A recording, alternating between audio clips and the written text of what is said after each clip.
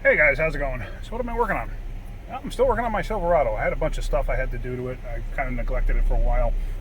It's been sitting an awful lot because I've been driving the Ram that I got. This baby, I'm going to wind up selling it. I don't need an extra pickup truck, and since I got the 4-door now, I'm happy with that. I mean, I love this truck, I really do, and I'm going to hate to see it go, but it's kind of pointless to have two trucks for me. It really is. So unfortunately, this one's going to have to go. Anyway, it's got 229,762 miles on it. It's a 4.3 V6, 5-speed, 4-wheel drive, standard cab, 8-foot bed. It's a decent truck. It's got some rot in the rocker panels, but nothing spectacular. So anyway, as I was saying before in one of the other videos, the check engine light, when I did the airbag one, the check engine light had been on, and I knew it was for the evap vent control, or vent circuit. So the light had been off, the system was cleared because I had killed the battery. Everything's charged up. I've had it running a few times on the lift. I still haven't gone out with it. And now the check engine light actually popped on just being on the lift, and I got the code back. So there it is.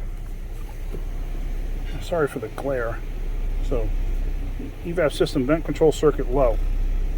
That means it's got a low circuit, low voltage reference going back to the PCM. So what do you do in a case like this? Well, with the scanner, what I'm going to do is I'm going to actuate it. And I'm going to go underneath there, first off, see if I can hear it. If I can't hear it, then I'm going to check to see, do I have power and do I have ground? I'm going to go from there. All right, so let's put this thing up in the air. I'm going to have the scanner hanging out the car, and we're going to go do it that way.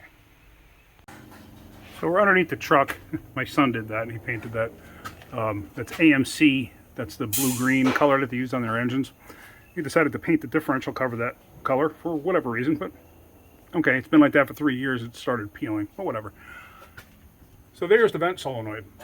It was replaced at some point in its life, not by me though. So one of the first things you want to do is check the wiring. Here again, these are notorious for the wires actually getting breaking on the inside, and then you could pull on them, and then you could feel they're springing, and then they just pop apart because the actual wire inside the sheathing there is broken. So okay, so that's there. Let's go with the scanner right here, and what we're going to do is we're going to go and actuate this. You know what, let me get my tripod so you can watch this. So the lighting underneath here is terrible, but let's see. Let's back out of this and back out of this, back out of this. Go to functional tests. We're not going to do the evap service bay test. We're going to go to output controls. Evap vent solenoid on and off. Okay. So now, up top there, if you look, actually let me back out of this a little bit. Up top there you can see, that's where you can choose on and off.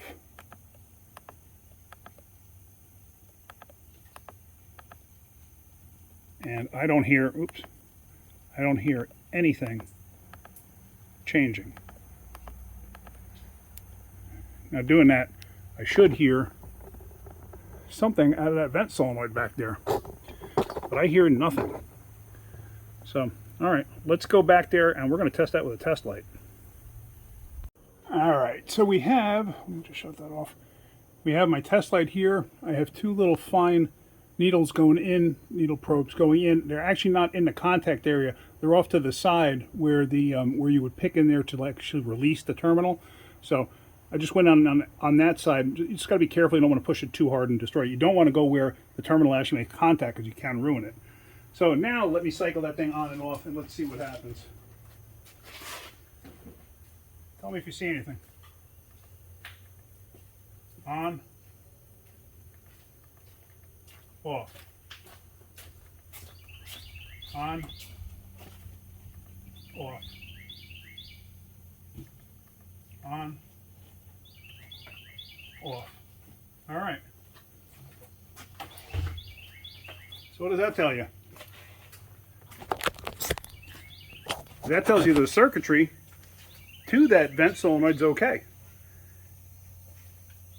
the solenoid itself is not working. But now, can it carry enough current to actually trip that solenoid? That's the question. I don't know.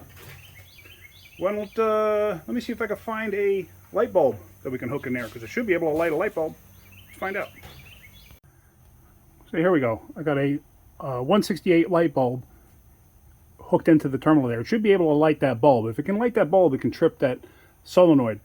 Now, I've used headlight bulbs in the past. You don't want to use a headlight bulb. There's way too much amperage load on this circuit. I mean, it's got such tiny wires in the connector there. You know, obviously it's not going to carry a big load. But now my test light, yeah, it'll light the test light, but a lot of times that test light will light with very little amperage going to it. So if it could light this bulb brightly, then I know it's going to be okay. Then I know the circuitry itself is fine. So let's try it. Yeah, I mean, look at that. That's bright.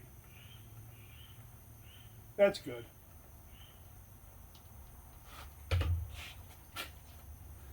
That's absolutely perfect. That's lighting it up nice and bright like it should.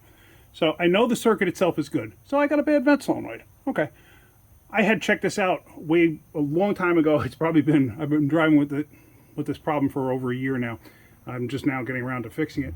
And I have a vent solenoid somewhere. I just can't remember where. I gotta see if I can find it. I used to have it in the truck, but now I don't know where it is. I'll find it. If I can't find it, I'll just go buy another one. Alright guys, so I could not find the vent solenoid that I had, and amazingly enough, not one single not one single parts store in my area has one. How do you not have a vent solenoid in stock for this? Not one.